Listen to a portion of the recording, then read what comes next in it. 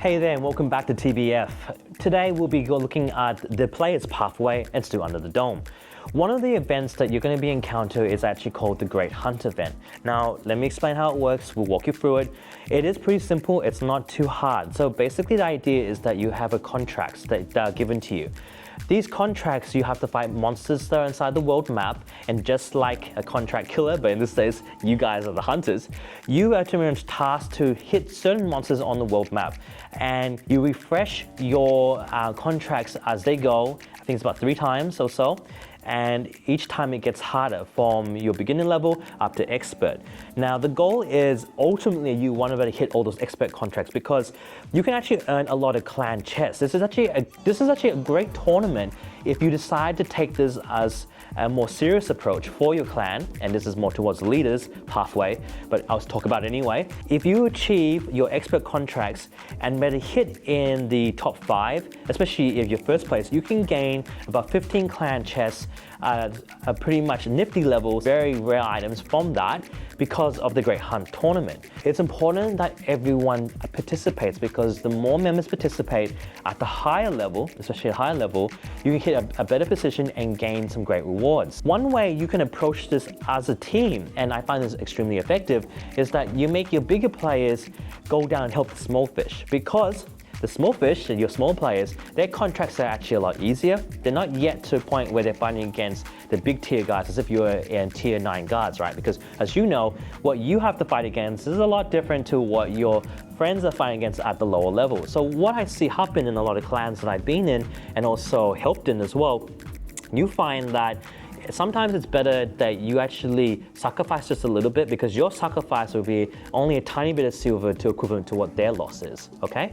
So how you can approach this is that you can actually target their expert and harder level contracts, not kill those monsters, but weaken them just enough for them, so then when they go do their contract against that particular monster, they don't have to sacrifice anything and actually succeed and actually fulfill their contract. And though yes, you've made a little bit loss, but that little loss is only a tiny bit of silver equivalent to what they have to take on. They may not be able to complete the contract. So this way, you're actually helping each other and aiding each other to complete the contracts. I applaud you, this is a great tournament because you can get DC coins to be able to earn, to be able to help you to build your monsters, okay? So that's a great part here.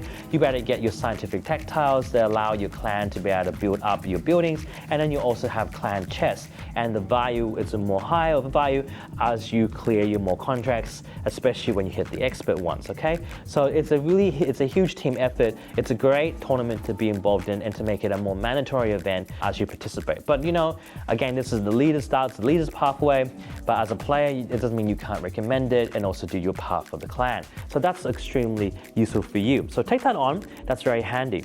Other events that you can be involved in as well, you're gonna notice, which is called the Tile Mastery event. The Tile Mastery event is an event that only goes for a short period of time. So as I mentioned before, some events are shorter than others. Now these are the short events, not the all day ones that you experience as each day goes by. The Tile Mastery event is simple, but at the same time, very hard. Now the Tile Mastery event, you're going to find a lot of players here that are in the level 300, 400 and higher. And sometimes you might bump into the ones that are 100-ish to 200-ish, but I don't find those players hold their ground very long because this tournament is more difficult and it's for those who have played a lot longer, because the idea is that you're either purchasing packages to help you unlock more tars of different levels, because that's kind of how it works here, or you manage to, other people have purchased other items in packages or gathered other things through chests and stuff to allow you to open more tar. It's when you go into your item box essentially and opening up your tar and your epic and your rare tar, because that's what this tournament's all about. It's opening them, okay? It's not about collecting. The whole tar mastery event, the entire event for those several hours that you're involved in is opening your tar, opening your epic tar, opening your rare tar. That's all it is, opening it up.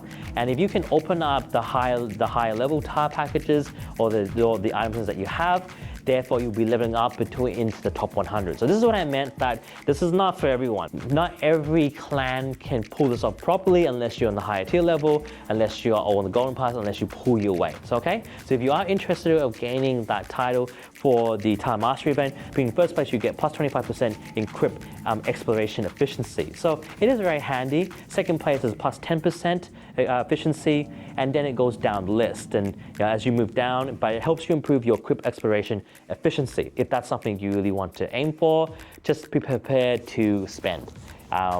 Yeah, you're gonna have to spend. Okay, moving on to other tournaments that we'll be looking into, which is really cool. You'll find that it's called the Pursuit of Evolution. This event is actually extremely handy for your dragon. Now this comes up randomly on different events, but I advise you to go into it, because if you do this, you'll be able to earn more dragon seals, which is dragon orbs, to help your dragon to evolve. You're gonna need a fair bit amount of that for your dragon to develop, and I recommend you, if this tournament comes up, participate in this, because it will allow you to grow it up. Now, how do you achieve the Pursuit of Evolution? To do this, it's very simple. Just go into the epic tournaments that's available on you, just to participate normally, and by doing so, you'll be gaining points that will then dribble down to your Pursuit of Evolution and help you gain those orbs. So if you see that, do it. I highly recommend it to you. It's very easy to participate in, and you'll be able to be involved. At the same time, you're going to see something called the Immortal Essence event. It's also another event that kind of pops up on, not daily, but every now and then in your daily events. And if you see this comes up, the Immortal Essence event will allow you to earn sacred potions. You basically use gold and your sacred potions to revive troops. That's the point of this tournament, in this particular one, for the Immortal Essence one, because once you revive troops, then you'll be able to earn the points necessary to earn elite summoning scrolls and also Essence of the Immortals. So this way it allows you to raise the star levels of your captains. And by raising the star level of your captains, as we know, it increases their ability and their efficiency to be able to perform at the highest level. That's the idea. You want to master all their star levels, right? So that's another tournament that you want to get involved in. So you're going to find that the Pursuit of Evolution, the Immortal Essence, and sometimes also the another dragon event that pops up, usually tends to happen in threes. It comes in quite immediately when a normal epic tournament event is going on. By knowing this is happening, you're taking the optimal level to play it all at once by just doing your dailies. You're doing your dailies, you're doing your daily tournaments, and also achieving this at the same time. So this is actually extremely handy to build your best level. Now, the Great Hunt, the Immortal Essence event, and the Tile Mastery event, and the Pursuit of Evolution event can all go at once at the same time, while again epic normal events are going on. So right now, as I'm talking during this stage, we've got the Ragnarok event going on here through this particular episode. And with the Ragnarok tournament, this is where you'll be fighting against a giant serpent and a Fenrir, which, as we know, is a great wolf, which is actually extremely effective for you, and you'll be able to earn a ton of valor, a ton of rewards, and a ton of points. So if we go into the Ragnarok event, which by the way is one of the best tournaments in the entire game here, it really is one of the best ones here, you can go into their shop. Now in the shop here, you should, technically speaking, buy everything. You don't need to buy the custom selection chest, or you need to get the epic custom chest. That's not completely important, or even the keys, but you do want to buy everything else there, and let me walk you through it. You can buy things such as valor points. You can get things like strength against the Fenrir, which by the way, you should buy that. That's something that's important because it gives you a extreme increase of 450% strength against the epic Fenrir, which we had to earn more points and valor against that beast.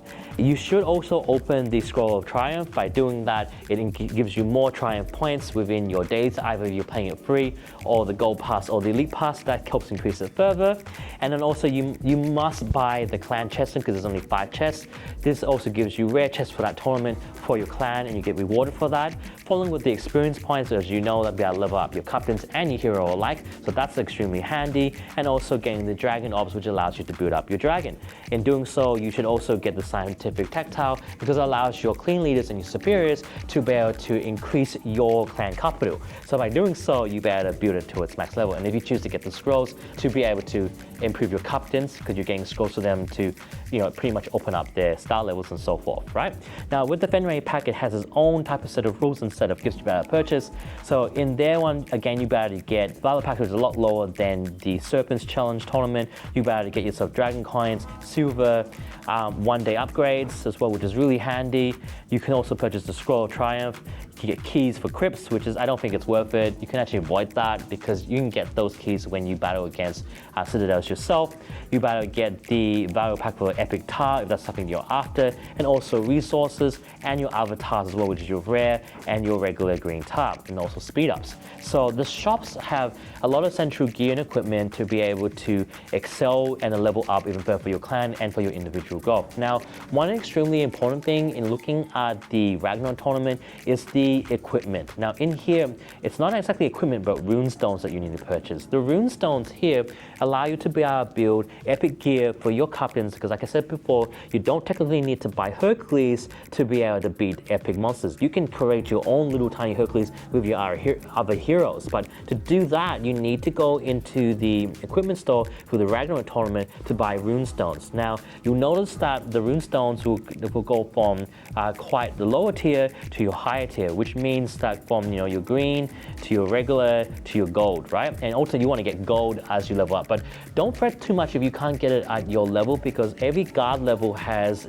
well, let's face it, you can only hit at a certain level, and you're not going to be able to hit up to gold class yet because you don't have the right troops to stack against the Fenray or the Serpent tournament, gain the points that you're after. You just don't have it, not yet, not quite yet. But when you do, you'll be able to build the gear that you're after to be able to fight against these epic monsters. And I highly implore you, please do, get the runes at your tier level, because you want to do this. You really, really want to do this, because if you do this, you'll be able to play at the optimum level that you can play at, because that's the level that you're currently at, okay?